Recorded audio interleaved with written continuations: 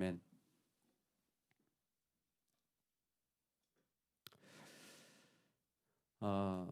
예수님에게 한 이방 여인이 다가와서 이렇게 한 말씀을 기억하십니까? 개들이라도 주인의 떡상에서 떨어지는 부스러기를 먹나이다 라는 비유였습니다. 거기에 보면 말 그대로 부스러기라는 참 어떻게 보면 말도 안 되는 그런 비유를 스스로에게 하곤 합니다. 그 이야기는 또 다른 부분에서 반복되어지는데 이 불의한 청지기 비유에서도 비슷한 이야기가 나옵니다. 그러니까 한 청지기가 그 주인의 물건을 관리하는데 말이죠. 자기가 쫓겨날 것 같은 거예요. 그러니까 뭐예요? 임의로 서류를 다 바꿉니다. 야, 너 얼마 빌렸냐? 밀 뭐 기름 100인데 그러면 50만 해. 그래가지고 다 바꿔준 거예요. 나중에 주인이 보니까 어이가 없는 거예요. 자기 임의대로 다 바꾼 거죠. 근데 그 행동을 인하여서 하나님 하시는 말씀이 무엇이냐면 이거예요. 작은 일에 충성된 자, 작은 일에 충성된 자가 큰 일에도 그게 충성입니까? 자기가 다 그냥 위조한 건데. 근데 뭐예요? 그 일을 통해서 하나님이 보시는 게 하나 있죠. 그 사람의 모습에 그게 비록 옳지 않은 자리지만 신실한 자세를 그곳에서 그 사람 수준에서 본 겁니다. 이 여인도 참 어떻게 보면 해당 사항이 없는 일일 수 있지만 그 여인의 신실한 자세를 하나님이 보신다라는 거예요. 그 신실한 작은 그 신실함 어떻게 보면 정말 아무것도 아니고 오히려 그냥 버려야 될 신실함이지만 그런 신실함을 하나님 보시고 그 사람을 그 상황을 사용하신다는 걸 기억하셔야 됩니다. 여러분 우리가 하나님 앞에 설 때에 이 마음이 절대적으로 중요한 것 같아요. 즉 정말 하찮게 생각하지는 마셔야 됩니다. 특별히 교회나 하나님의 일을 쉽게 함부로 생각해서는 안 돼요. 하찮게 생각할수록 그분은 작은 일에 충성을 못해요. 근데 하찮게 여기지 않는다고 하면서 하찮게 여기는 경우가 대단히 많습니다. 아이고 내가 나이가 많아가지고 내가 건강이 안 좋아가지고 내가 경험이 없어가지고 내가 돈이 없어가지고 내가 그런 실력이 없어가지고 하나님 그거 모르고 시키시는 겁니까? 하나님은 그거 모르고 부르시는 겁니까? 하나님은 그거 모르고 우리한테 맡기시는 겁니까? 그게 바로 하나님을 하찮게 여기는 거예요. 내 이유가 하나님보다 커지는 겁니다. 그러면 그때 이 역전 현상이 일어나는 거예요. 그게 바로 작은 일에 충성할 줄 아는 자의 중요한 마음인 거예요. 여러분 우리에게는 하나님이 우리보다 훨씬 크신 분이 되기를 소망합니다. 아멘. 기브온 족속이 여호수아를 속입니다. 정말 말 그대로 그들은 꾀를 내었어요. 거짓을 만들어서 가죽 부대를 아주 그냥 기워 가지고 그리고 양식에는 곰팡이가 나게 해서 그리고 옷과 신발을 어디서 구했는지 다 떨어진 것을 가지고 왔어요. 딱 봐도 멀리 여행한 것 같아요. 근데 냄새가 가까이 있는 사람들 같아. 여호수아도 이제 그런 냄새를 맡은 겁니다. 그런데 이런 상황 이전에 여호수아가 당한 상황은 사실 어마어마하게 쉽지 않은 상황이에요. 앞에 여리고성을 정복했습니다. 그 성을 정복했어요. 아이성도 우여곡절 끝에 정복했습니다. 여리고성을 정복하고 아이성을 정복했어요. 계속 그렇게 싸우면 될 거라 생각했습니다. 근데 갑자기 상황이 달라졌어요. 가나안 족속이요. 6그 원주민들이 연합체를 구성한 거예요. 아니 성을 하나씩 대하는 것도 진짜 만만치 않았는데 우여곡절이 많은데 갑자기 6개의 연합체가 생겨버린 겁니다. 이거는 그냥 한 족속하고 싸우는 수준하고 완전히 다른 거예요. 그 전체와 한꺼번에 대면해야 되는 일들이 일어난 겁니다. 특별히 전쟁에 그 훈련이 되지 않은 이스라엘 백성들에게 이 일은 정말 까마득한 일인 것입니다. 그래도 순종할래? 그래도 네가 하나님 앞에 나갈래? 라고 물으시는 것이 구장의 마음이에요. 여호수아가 얼마나 마음이 힘들었겠습니까? 아이성에 우여곡절 끝에 승리했지만 그 실패의 상처가 다 가지도 않았는데 어마어마한 생각지 못한 문제가 갑자기 툭 하니 나타났는데 이건 뭐 상상도 못할 일이었죠. 근데 약방의 감초 같은 게 있습니다. 우리 인생에. 그 뭡니까? 외부적으로도 이런 게 있지만 이 또 갈등이라는 게 또 생기는 거예요. 이 기본 족속 때문에도 갈등이 또 생겼죠. 야, 걔들을 죽여야 돼. 아니야, 약속은 했는데 어떻게 죽이냐? 살려야 돼. 또 자기들끼리 또 안에 또 나중에 또 이 갈등이라는 게 생겨요. 꼭 함께 하려고 할 때 함께 하는 사람들끼리 갈등이 생기는 일들이 약방의 감초인 것 같아요. 그냥 늘 인간 세상에는 이런 일들이 일어나는 것 같아요. 정말 쉽지 않은 자리 앞에도 뒤에도 만만치 않은 일들이 여호수아를 기다리고 있고 또 일어나고 있고 이런 삶의 자리에 오늘 기브온 족속이 거짓말까지 행하면서 여호수아를 속이려고 합니다. 그런데 하나님은 이 일을 어떻게 보실까요? 이 어려울 때에 이 기브온 같은 이런 나쁜 놈들이 있나라는 그런 생각을 할 수도 있지만 이 기브온이 이렇게 한 이유를 마지막 뒤에 보면 설명해 주고 있습니다. 이 설명이 어떻게 되어 있냐면 그 24절에 여호수아에게 대답하여 이르되 당신의 하나님 여호와께서 모세에게 명령하시고 또 그 모든 백성을 진멸하라 하는 것을 우리가 들었으므로 목숨을 잃을까 심히 두려워하여 이같이 하였나이다. 그러니까 이렇게 한 이유가 뭐냐면 자기 목숨 살려고 했던 거예요. 그 불의한 청직이나 똑같은 거예요. 부스러기 얘기한 거나 똑같은 거예요. 나 살려고 그랬다는 거예요. 나 살려고 그랬다는 거예요. 나 살려고 했는데 여러분 진짜 내가 사는 방법이 무엇입니까? 진짜 내가 사는 방법이 무엇입니까? 이 사람들은 그 수준에서 모를 수도 있습니다. 부스러기 같은 존재예요. 불의할 뿐이에요. 근데 하나님이 보시는 사는 방법이 있어요. 그게 뭡니까? 하나님께 충성하는 거예요. 사는 방법이 뭐냐? 하나님께 충성한 거예요. 그래서 24절을 송령이라 부릅니다. 여러분 예배 드릴 때 있잖아요. 우리가 목사님이 축도를 딱 하면 피아노가 반주를 합니다.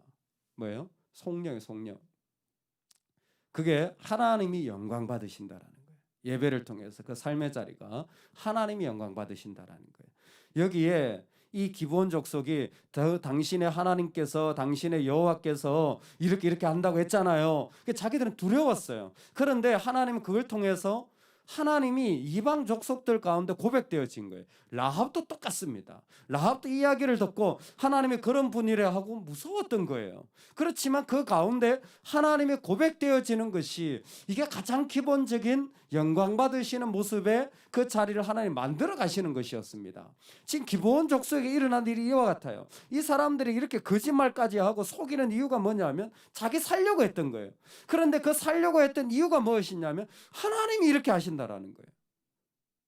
여러분 우리가 이렇게까지 안 합니다. 하나님이 이렇게 했기 때문에 내가 살려고 하는 게 아니라 내가 진짜 싫어서 내가 정말 살고 싶어서 나만을 위해서 이렇게 할 때가 너무나 많아요. 이게 바로 기브온 족속이 가지고 있는 하나님이 영광 받으시는 자리입니다. 아무리 우리의 삶의 자리가 정말 위기가 오고 두려움이 오더라도 그 가운데서 하나님의 공동체 안으로 들어가려고 하는 것이 참 지혜인 거예요. 사실 3일 만에 발각되어져요. 이 기브온 족속이 거짓말한 게 3일 만에 발각되어집니다. 왜 3일 만에 발각되어지냐면 지금 여기가 이 길갈인데 길갈에서 3일 딱 가면 원래 기브온 족속이 있던 곳에 도착하게 됩니다. 그러니까 이 사람들의 집이 조금만 걸어가니까 그 가운데서 나오게 된 거죠. 근데 가보니까 기브온이 작지 않아요. 기브온이 중간에 자기들 중심 도시가 있고 작은 10개 도시가량을 다스리는 족속입니다. 결코 그 지역에서 그냥 이렇게 아주 그냥 미약한 그런 게 아니에요. 나름 가나안에서는 영향력을 미쳤던 그 지배했던 족속들입니다. 그런데도 불구하고 뭐예요? 자기를 그 상에서 떨어지는 부스러기처럼 여긴 거예요. 그래서 뭐예요? 우리를 종으로 여겨달라고 그래요. 실제로 노예로 쓰잖아요. 그래도 이 사람들은 괜찮을 정도로 자신을 정말 하찮게 여기고 하나님 앞에서 낮출 수 있는 심정을 가지고 있었던 것입니다. 여러분, 우리가 이 땅을 살아가면서 하나님 앞에서 우리 자신이 정말 종으로까지 낮아지더라도 기어이 하나님 앞에 엎드릴 수 있는 은혜가 있기를 주의 이름으로 축원합니다. 기본을 통하여서 오늘 우리가 살아가는 삶의 자리를 우리는 한번 살펴보기를 원합니다. 그러면 기본은 왜 이렇게 했을까요? 한다면 앞에 말씀에도 있었지만 살기 위해서 그렇습니다. 그런데 그 살기 위한 것을 어떻게 알았냐면 지금 되어지고 있는 역사적인 인식을 오늘날의 언어로 표현하자면 기본은 하고 있었던 거예요. 아, 상황을 보니까 역사적인 흐름을 보니까 지금이 이런 때구나. 우리가 여기에서 내가 주인임네, 내가 뭐 여기에 성주네 이렇게 했다가는 다 몰살당하겠구나. 지금은 뭐예요? 엎드려야 될 때라는 이 인식을 분명하게 된 것입니다. 그리고 온 족속이 그때부터 종의 생활로 들어간 거예요. 제가 기본이라 생각해 보면, 야, 백성들아, 우리 지금부터 종으로 살자. 그럼 백성들이 예, 좋습니다. 종으로 살겠습니다. 이랬을까요? 절대 그러고 싶지 않았을 거예요. 아마 반발 세력도 그 안에 많았을 겁니다. 그게 어느 나라든지 종으로 자기 스스로 들어간다는 게 쉽겠습니까? 그런데 이 기본 안에 일어났던 이 역사적인 인식의 지혜로움은 참 대단한 것 같아요. 여러분, 이 시대 속에서 우리가 하나님을 섬기려고 할 때에 정말 나를 완전히 내어드릴 것 같은 이러한 마음이 있어야 이 시대 속에 나를 내어드릴 수 있는 것 같습니다.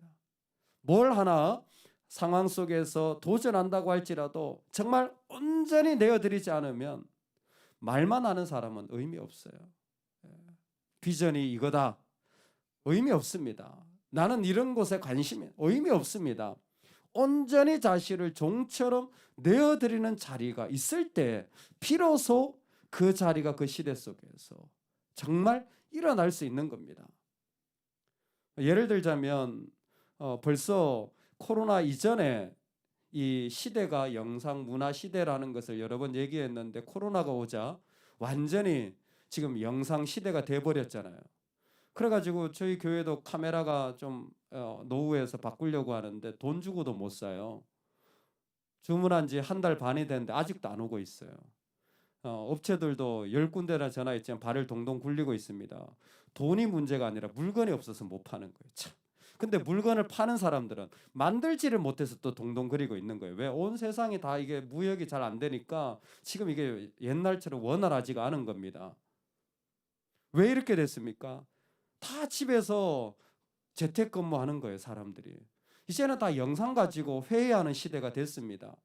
그냥 뭐 행사도 그냥 온라인으로 다 하는 게 교회뿐만 아니라 온 세상이 다 그렇게 됐어요. 그런데 사실은 교회가 이를 받아들이기 위하여 체질을 바꿔야 되는데 여러분 쉽게 바뀌어지지 않습니다.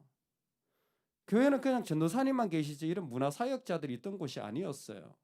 이제는 정말 이런 사람들이 필요한 거예요. 실제로 아이들과 같이 있고 같이 만들고 행동할 사람들이 필요하지 그냥 뭐 설교만 하고 가는 사람이 필요한 시대가 아니에요.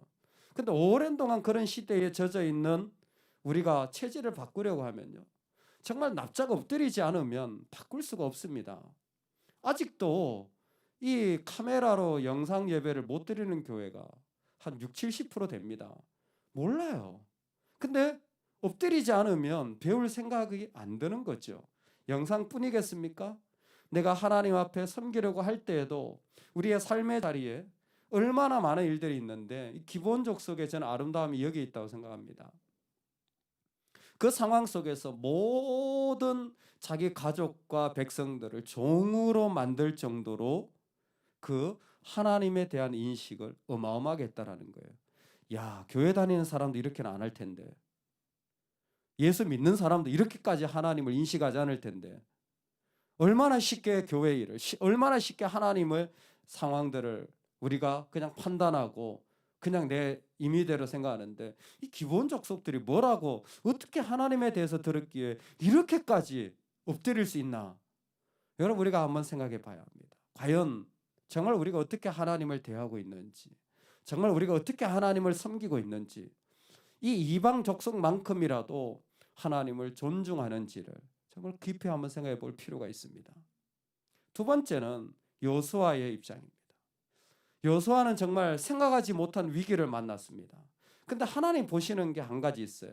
그 앞에 있는 말씀입니다. 14절인데요.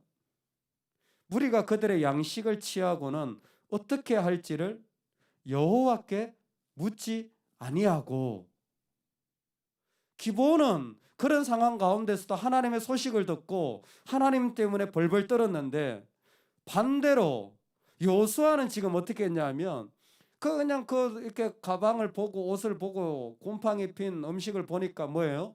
너희들 멀리서 왔구나. 왜냐하면 기본 족속이요 아주 교묘한 자리를 파고 들어온 겁니다. 하나님이 이스라엘 그 약속의 땅 가나안은 진멸하라고 했지만 가나안 밖에 있는 족속은 진멸 대상이 아니에요. 그래서 멀리서 왔다라고 지금 얘기를 하는 겁니다. 그러니까 살려둬도 괜찮은 거예요, 얘들은. 여호수아도 그냥 그렇게 생각을 한 거죠. 뭐 가나안에서 굳이 않았다면 뭐 다른 족속들을 다 지금 바쁜데 진멸하지 않아도 된다고 생각을 한 거예요. 근데 하나님 보시는 건 뭡니까? 여호와께 묻지 아니했다는 거예요. 여호와께 묻지 않았다라는 건 뭐냐면 여호수아의 마음에 기본만큼도 하나님의 뜻을 지금 소중히 여기는 마음이 작아졌다라는 겁니다. 아마 없진 않았을 거예요. 그런데 상황이 너무 갑자기 놀라운 거예요. 여섯 족속이 갑자기 눈앞에 쫙 펼쳐지고 그들이 전쟁으로 달려올 때 여호수아는 지금 하나님께 이 일을 어떻게 해야 될지 엎드려서 또 이 족속을 어떻게 구해야 될지 하나하나 충성 더 했어야 됐는데 이 작은 일들에 오히려 더 무시하고 지나갔던 것이었습니다. 하나님 그 모습을 보신 거예요. 여러분, 오늘 우리가 살아가는 삶의 자리에 정말 어떤 사람보다 더 하나님의 뜻을 구하고 하나님의 기쁨을 구하는 은혜가 있기를 주의 이름으로 축원합니다. 여호수아는 이 일을 평생의 실수로 여깁니다. 이건 정말 실수예요. 말 그대로 실수입니다. 이 실수를 여호수아의 평생의 오점으로 가지고 살아야 될 겁니다. 우리는 여기에서 배워야 됩니다. 내 상황이 아무리 힘들어도 끊임없이 하나님께 묻고 하나님의 뜻을 이루기 위하여 내 삶의 초점을 계속 맞추어 가야 돼. 아무리 내 상황이 힘들어도 내가 하나님의 뜻을 이루는 삶으로 삶을 살아갈 때 그 자리가 약속의 땅이고 그 자리가 하나님의 나라가 되어지는 줄로 믿습니다. 나중에 다윗이 앞에 있었던 선임 왕이었던 사울 왕이 기본 족속에 마음에 안 드는 거예요. 살펴보니까 얘들이 거짓말한 족속이고 가나안 애들이 들어왔던 애들인 거예요. 얘들은 뭐 물깃고 뭐 장작패는 일을 시키긴 하지만 사울이 마음에 안 드는 거예요. 얘를 죽이려고 합니다. 그걸 다윗이 알게 돼요. 기브온도 알게 됩니다. 어떻게 합니까? 다윗이 하나님과의 약속이기 때문에 사울의 자손 7명을 기브온에 갖다 줘서 처형하게 합니다. 왜? 하나님한테 불신한 거예요. 기브온이 거짓말했지만 주님의 이름으로 약속했기 때문에 하나님의 이름으로 한 것, 하나님이 존중받아야 된다는 사실 하나 때문에 다윗은 이 족속을 살려줍니다. 말씀드렸죠. 살려줄 뿐만 아니라 나중에 성전을 짓고 이들이 하나님을 찬양하는 자리까지 들어가게 돼요. 왜? 신분이 뭔지 중요하지 않다라는 거예요. 상황이 뭔지 중요하지 않다라는 거예요. 우리가 어떤 모습이었는지 중요하지 않다는 거예요. 중요한 건 어떻게 하나님의 뜻을 이룰까. 이 언약을 실수로 했다고 할지라도 하나님의 이름으로 하나님의 뜻이 이루어지는 것에 다윗은 온 전심을 다하는 거예요.